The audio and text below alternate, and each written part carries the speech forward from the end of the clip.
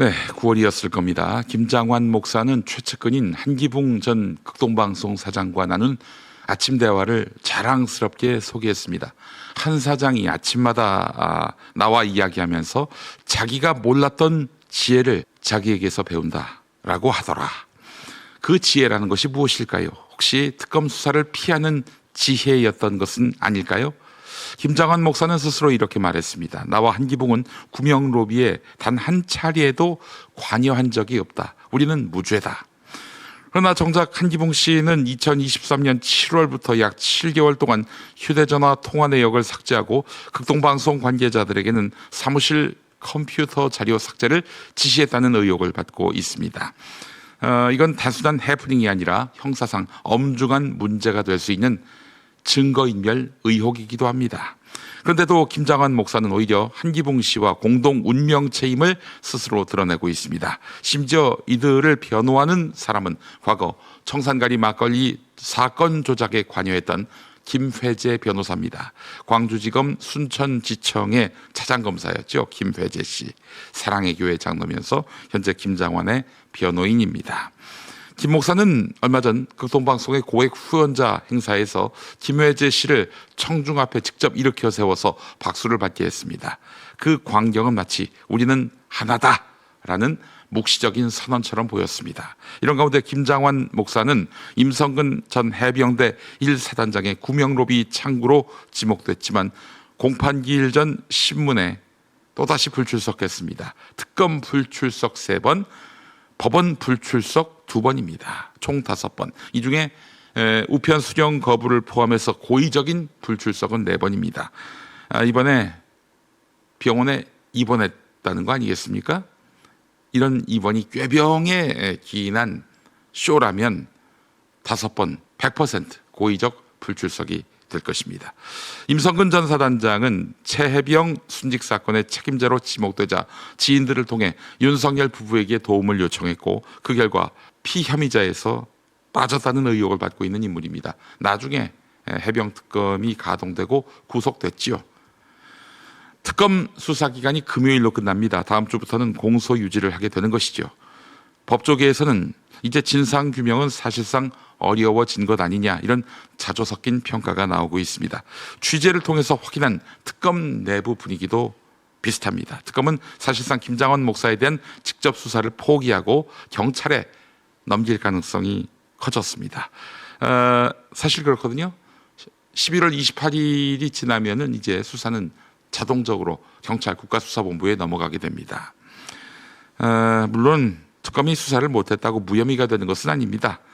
김장환 목사의 각종 의혹들과 관련해서 말씀드린 대로 국가수사본부에서 수사를 이어가게 될 텐데, 문제는 김장환 목사의 경찰 인맥이 상당하다는 것이죠. 경우회 멤버들과의 친분은 상당하다. 이걸 극동방송 직원들이 한결같이 증언하고 있습니다. 과연 경찰이 특검도 밝히지 못한 내용을 드러낼 수 있을까요? 그렇다면 너무 다행일 텐데, 만약에 경찰이 김장환에게 무혐의를 선물로 안겨준다면 결국 권력 앞에 진실은 무릎을 꿇게 되는 셈이 됩니다. 아니 꼭 이 사람을 유죄 취지로 기소해야 한다는 말은 아닙니다. 근데 조사는 받고 무혐의를 내려야 되는 거 아닙니까? 저렇게 뺑기를 써서 수사에 응하지 않고 무혐의가 난다. 여러분, 이게 용납이 됩니까? 동의가 됩니까? 특검팀은 여전히 할 수 있는 최소한의 조치를 준비한다고 말하고 있는데 글쎄요. 한편 김장환과 함께 구명 로비 통로로 의심받고 있는 한기붕 씨의 증인 신문도 계속 지적되다가 오는 28일 특검 수사 종료일, 그날 낮 2시로 잡혔습니다. 그가 만약 불출석한다면 특검 수사를 영원히 받지 않게 되는 셈입니다. 어쩌면 그가 말한 김장환의 지혜가 이런 시간표를 짜는 능력이었던 것은 아닐지 싶습니다. 사건의 본질을 잊으면 안 됩니다. 해병대 최수근 해병 사건은 누군가의 억울한 죽음, 누군가의 아들의 순직으로부터 시작됐습니다. 그리고 유가족들은 오늘도 그 진실을 밝히기 위해 싸우고 있습니다. 군 사망 사고 유가족들은 오늘 또다시 특검에 의견서를 제출합니다. 군인권 보호관 김용원 위원을 직권남용 혐의로 기소해달라는 요구입니다. 누가 잘못했는지, 누가 진실을 막았는지 끝까지 밝혀달라, 이렇게 절박한 호소를 담아서 제출한다고 합니다. 그런데 이 와중에 특검이 박정훈 전 해병대 수사단장 구속영장 청구서에 관여한 인물들에 대해서 불기소를 검토하고 나섰다는 소식이 더해졌습니다. 박정훈 전 단장의 변호인단이 이례적으로 공개 반발했습니다. 대통령 경로가 사실임을 밝혀낸 특검이 정작 대통령 경로를 박정훈의 망상이라고 기록했던 자들을 기소하지 않는다면 이거는 스스로의 성과를 부정하는 것이다, 이렇게 지적을 했습니다. 상식적이죠. 특검은 오는 28일 오전 11시, 그날 낮 2시에 한기붕 씨의 공판전 증인신문이 있는데 그 이전에 최종 수사 결과를 발표합니다. 유가족들이 기다려온 순간인데 그때 김장환이 빠져나가게 된다면, 지금 알려진 대로 또 특검 주변에서 돌고 있는 소문대로 김장환이 빠지게 된다면 그 비난을 어떻게 감당하시겠습니까? 지금 얘기 들어보니까요, 특검 내부에서 이명현 특검이 무능하다, 이런 얘기들을 하고 있다고 합니다. 무능한 특검, 누가 추천했을까요? 조국혁신당입니다. 조국혁신당이 추천한 인물이 해병특검을 맡았던 것입니다. 아, 그래요. 조국혁신당.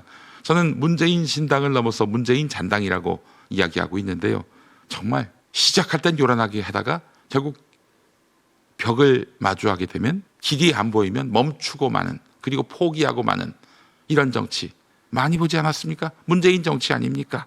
문재인 정치 세력의 DNA, 네, 바로 해병특검의 진면모가 아닐 수 없습니다. 제가 그래서 도시락 싸들고 다니면서 조국혁신당은 이제 역사의 저편으로 보내야 한다라고 얘기하는 겁니다. 다시 조국에게 힘을 실어주는 그런 모든 정치적 액션들은 멈춰 세워야 한다고 얘기하는 겁니다. 자, 여러분, 이 사건이 특정 정당이나 특정 진영의 문제입니까? 한 명의 해병이 죽었고, 나라를 지키려고 입대한 그 해병이 죽었고, 그 죽음의 진실을 감추려고 했던 자들이 누군지 규명해내는 일인데, 아, 길 막혔다고 여기서 더 이상 못하겠습니다, 이러고 있어요. 여러분, 이 정치 끝장내고 싶지 않습니까? 친문 세력부터 정리해야 합니다. 이 자들이 다시 정치적으로 재기할 일이 없도록 만들어야 합니다. 그러기 위해서는 이런 친문 세력의 정치적 재기를 노리며 치어리더가 되는 사람들, 그 사람들의 목소리를 좀 걸러서 들으실 필요가 있어요. 동지의식을 가질 사람들이 따로 있지, 다 망한 정치를 복원시키려고 하는 사람들까지 내 편이다, 내 동지다, 너무 과도하지 않습니까? 진실은 부르는 사람, 찾는 사람, 지키려는 사람에게만 다가온다는 말이 있습니다.